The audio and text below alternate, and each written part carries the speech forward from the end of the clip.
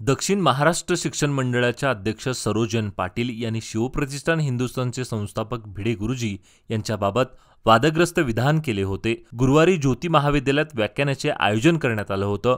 त्या दरम्यान या वादग्रस्त विधानाने संतप्त झालेल्या शिवप्रतिष्ठानच्या धारकऱ्यांनी ज्योती महाविद्यालय परिसरात जाऊन निषेध नोंदविला।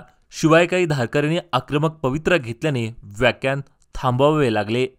10-15 दिवसापूर्वी महाराष्ट्रात झालेल्या निवडणुकीच्या प्रचारादरम्यान शिवप्रतिष्ठानचे भिडे गुरुजी यांच्याबाबत सरोज पाटील यांनी वादग्रस्त विधान केलं होतं। याचे पडसाद बेळगावमध्ये उमटले आहेत। बेळगाव येथील शिवप्रतिष्ठान हिंदुस्थानचे कार्यकर्ते आक्रमक झाले। शिवाय या वादग्रस्त विधानाबाबत सरोज पाटील यांनी माफी मागावी अशी मागणी देखील धारकऱ्यांनी केली। गुरुजींच्या विरोधात बोलणाऱ्या लोकांचं धिक्कार असो, गुरुजींच्या विरोधात व्यक्त करणाऱ्या बाईंचं धिक्कार असो, सरोजा पाटलांचं धिक्कार असो। पुण्यश्लोक छत्रपती श्री शिवाजी महाराज की जय, धर्मवीर छत्रपती श्री संभाजी महाराज की जय, भारत माता की जय।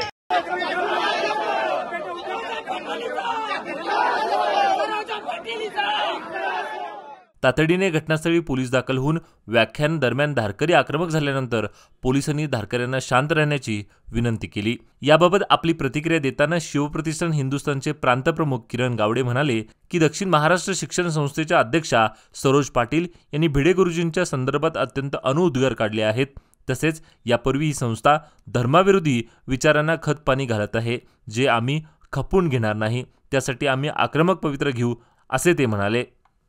महाराष्ट्र शिक्षण संस्थेच्या वतीनं महात्मा फुलेंच्या नावानं एक व्याख्यानमाला केलेली होती।